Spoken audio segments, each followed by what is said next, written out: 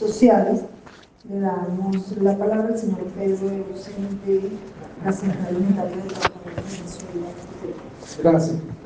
Bueno, muy interesante las cosas que estamos escuchando. Bueno, también como han dicho, como dijo Servando, como han dicho otros compañeros, con todo respeto, voy a expresar comentarios acerca de lo planteado con respecto al convenio 26 y el 87. Voy a concentrarme en estos dos para ganar tiempo, para tratar de ser respetuoso con el tiempo. Bueno, en primer lugar, el Banco Central de Venezuela ha informado que hay 20 trimestres de crecimiento económico.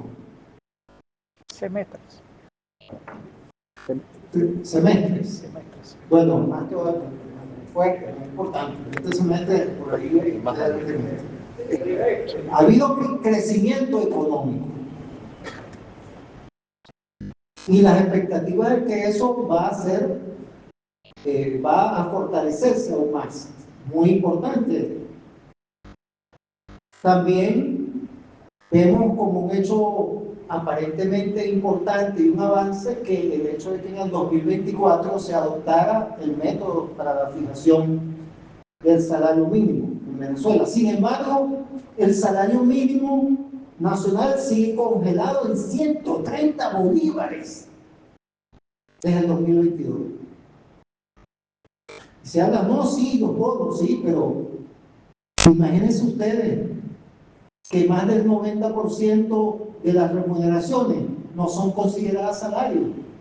Eso significa que el artículo 92 de la Constitución, donde se establece el derecho a las prestaciones sociales para recompensar la antigüedad en el servicio y amparar en caso de cesantía, está prácticamente derogado.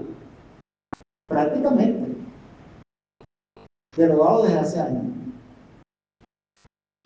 Entonces, son situaciones que deben llevarnos a una profunda reflexión y debería llevar a un cambio en la política económica y en la política laboral del gobierno.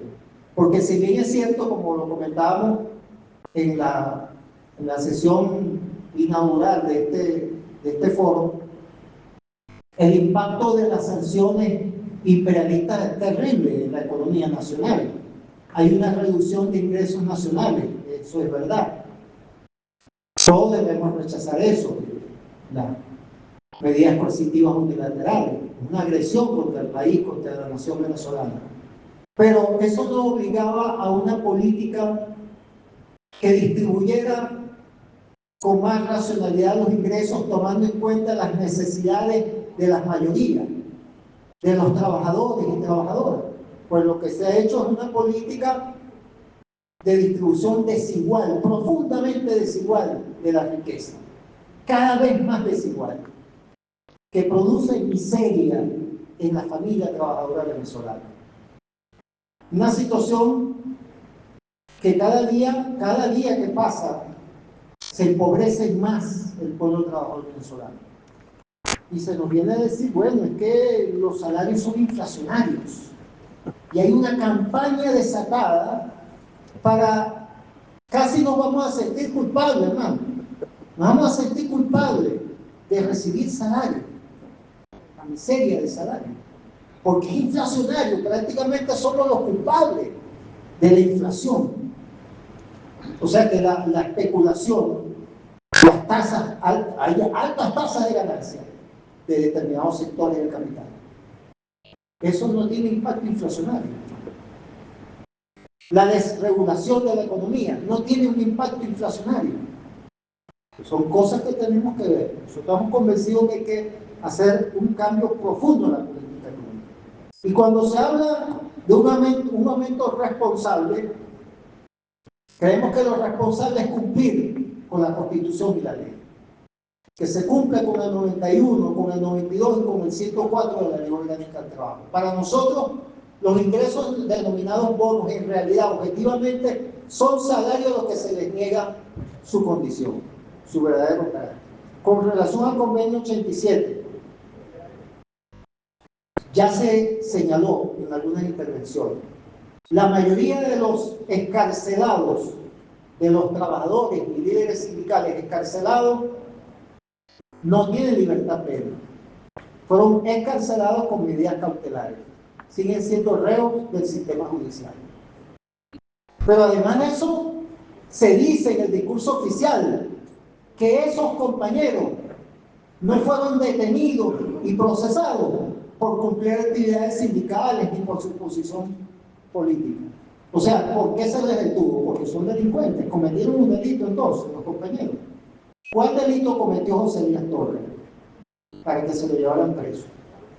¿Cuál delito cometió Daniel Romero por defender a los trabajadores de la planta de Peñas de la Siderúrgica de Orinoco?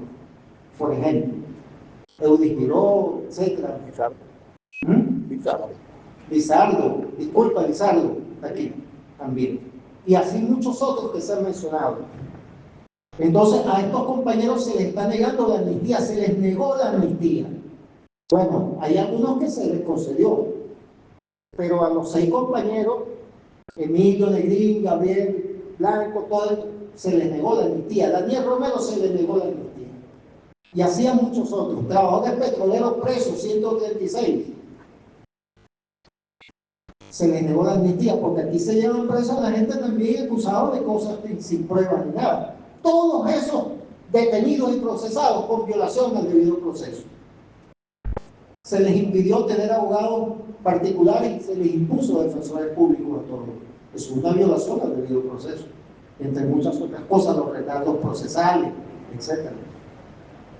Entonces, por eso nosotros insistimos en que es necesario una amnistía laboral. Nosotros consideramos que es una necesidad y creemos que aquí la Asamblea Nacional puede jugar un papel muy importante, y es saludable la presencia aquí de los compañeros diputados. Nosotros consideramos que la Asamblea Nacional pudiera hacer uso de lo que le confiere al artículo 187 en su numeral 5 de la Constitución, que es decretar amnistías. Decrete amnistía en la Asamblea Nacional para todos los trabajadores, líderes sindicales que todavía están judicializados injustamente. Bueno, además hay muchos otros ciudadanos que, sin ser trabajadores ni sindicalistas, muchos han sido injustamente detenidos y procesados. ¿Se puede corregir esto? Cumplamos la Constitución, cumplan con la Constitución. También una violación al Convenio 87 son los cercos y boicots a las movilizaciones del movimiento sindical. Continuamente, aquí parece que solamente puede hacer movilizaciones el gobierno. Solamente. Las organizaciones sindicales realizamos movilizaciones y nos encontramos con la policía, con los colectivos, con grupos que nos amenazan, que muestran armas, que empujan a viejitos, que maltratan, miles de motorizados que se nos ponen al frente para impedir que los trabajadores y los dirigentes sindicales se movilicen. Eso no es una violación al Convenio 87. El derecho que tenemos a movilizarnos. Nosotros hicimos parte de una movilización el 12 de marzo, llegamos a la Asamblea Nacional y fuimos muy atendidos de manera muy respetuosa por los diputados que nos atendieron allí. Hay que decirlo. Pero ¿qué tuvimos que enfrentar? Provocaciones y violencia de parte de activistas del gobierno y de las fuerzas policiales. Y el 23 de marzo fuimos cercados con violencia, con provocaciones. Robo. Sin necesidad. ¿Para qué hacer eso?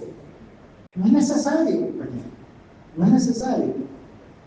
Las movilizaciones del movimiento sindical verdadero no es violenta, son responsables, como dicen cuando hablan del aumento que van a anunciar.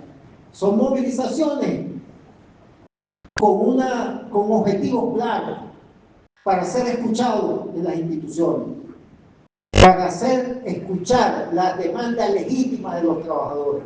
Entonces no es necesario generar violencia. La violencia la está generando el Estado cuando realiza esas acciones para impedir que se cumplan protestas pacíficas. Entonces es necesario corregir. que el debate, que el diálogo nos lleve a cambios de conducta en las instancias del Estado venezolano. Eso es fundamental. Muchas gracias. Gracias al